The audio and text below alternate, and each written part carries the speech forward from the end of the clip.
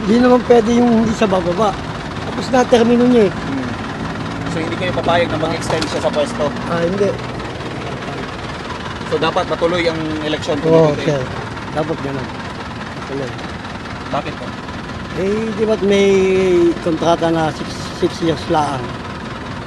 Wala namang sa batas yung mag-extend eh. Kailangan may eleksyon para para magandang laban. Di ba? Hindi naman pwedeng Marcelo, parang So hindi kayo papayag na eleksyon, siyempre. Eleksyon para may maganda. Sa mga iba may gusto may eleksyon. Tama lang yun, mag-eleksyon para hindi sa pwedeng manatili sa pwesto na yun. China, walang palitan ng presidente. Patong magandang patakbo muna. Hindi dapat na may extension. Dapat magkaroon ng eleksyon. Kailangan kung ano yung nasa batas dapat yun ang sundin. Kailangan bago na ulit presidente. Mga siraulo sila kamo. Yun lang sir. Mga siraulo sila. kung walang eleksyon. Oo. Pero yung dun sa sinasabi nila na term extension daw ni BBM. Yung kalokohan yun sir. Magnanakaw lang uli yun eh. Ayun, malabo yun, hindi mangyayari yun. Bakit po? Siyempre, hindi naman maganda pinakita niya, ba't pa siya mag-extend? Maganda pinakita niya. Pwede, kahit siya na. Hindi naman maganda, di ba? Ang daming gulo eh, di ba? So parang hindi rin kayo papayag na walang eleksyon sa 2028. Hindi Dapat pwede, alam mapalitan siya. Kasi hindi naman maganda yung ginawa. Sa puro krisis hindi mo tumataas ang sahod. Daan na yung krisis, di ba? Hirap-hirap ng minimum eh. Minimum lang kang sahod eh. Sahod mo, wala na kaagad kasi maliit nga yung sahod. Kung anong gusto ng taong bayan na mag-eleksyon, edi pagbigyan na ng taong bayan kasi po taong bayan ang nakakarami silang masusunod. So hindi kayo papayag na mag-extend si BBM sa pwesto? Huwag naman sana kasi para maging patas ang laban. Para sina Duterte nga hindi nag-extend. Maging transparency. Yan ang pinag-rally namin sa iglesia, yung transparency and better than democracy. Di ba?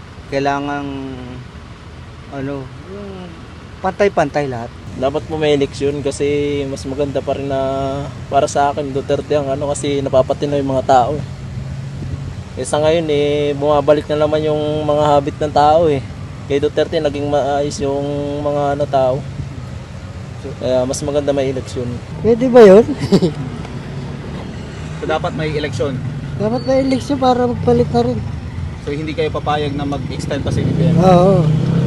Bakit po sir? Wala eh. Palala po yung sistema ngayon eh. Dapat may eleksyon. Para mapalitan na yung mga nakaupo, mga buhaya, mga kura. So hindi kayo papayag na mag-extend si BBM sa Hindi kami papayag. Kasi yung ginagawa nila wala nang hindi na maayos eh. Kasi pinapaikot-ikot ng mga tao eh. So dapat may eleksyon. Dapat may eleksyon talaga. Para mapalitan na yung mga doon sa mga buhaya na yan. Para sa akin hindi naman natural yung di ba every election dapat ganapin niya, di ba? Kung mag-i-extend, anong purpose nila bakit mag-i-extend, di ba?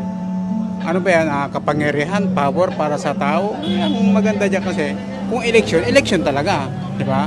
Kasi kung yung ibang tao, hindi pare-parehas ang kasi diyan ang ng tao. Meron yung iba Duterte, yung iba BBM. Hindi mo masasabi, di ba? Para sa akin, mas maganda kung idadaan sa election. Yun lang po. So hindi kayo papayag na Hindi. mag-extend siya? Oo. Para sa akin lang, yun lang Pero kung siyempre, sa constitution nila is papalitan nila, alam naman nilang mali yun. Di ba? Kaya mas maganda, election na lang. Idaan naman na lang sa tama. Dapat may eleksyon na lang sa susunod na eleksyon para makita ng taong bayan na tama yung desisyon nila na may eleksyon. Kasi mahirap yung gaya ngayon. Ang hirap ng kalagayan natin ngayon. Hindi kayo papayag na mag-extend pa si BBM? Hindi. Dapat may para makaupo naman parang gagayahin lang niya yung tatay niya. Dapat naman para makapaglingkod naman yung ibang tao sa bayan. yung makaupo, yung talagang naglilingkod sa bayan yung inaatupag, hindi yung pansarili lang. Para gumanda naman ang kalagayan natin sa Pilipinas. Hindi bang walang eleksyon kasi wala naman sa sa konstitusyon yan eh. Hindi naman nila binabago. Pero yun ang plano ni BBM kasi hindi daw siya bababa sa pwesto, so walang magiging eleksyon. Hindi naman kami naniniwala dyan eh. Lahat naman ng ginagawa ni Bongbong kinukontra ni ni Sara. Tapos wala din naman siyang ginagawa para matulungan kami mga mamayan. Wala lang ginagawa kundi puna lang ng puna. Parehas lang sila ng mga senador, mga kalyado niya. Pero dapat tuloy ang eleksyon. Tuloy talagang eleksyon kasi nasa konstitusyon natin yan, hindi pa naman. Kapag binago nila yan, siguro baka po pwede na. Pero mas maganda kung kung sa ako lang tatanungin, mas pabor nga kung walang eleksyon para tuloy-tuloy kung ano yung proyekto. Kasi naumpisahan, matatapos yung termino ng isang gobyerno, wala na kaagad. Tenga na naman. Kaya mas maganda siguro, pabor din ako dyan na tawag nito, isang presidente na lang kaya lang baguhin muna yung konstitusyon. Hindi naman pwedeng ganun. Kasi dapat na mayroon tayong proseso ng kung ano yung saligang batas natin, dapat masunod.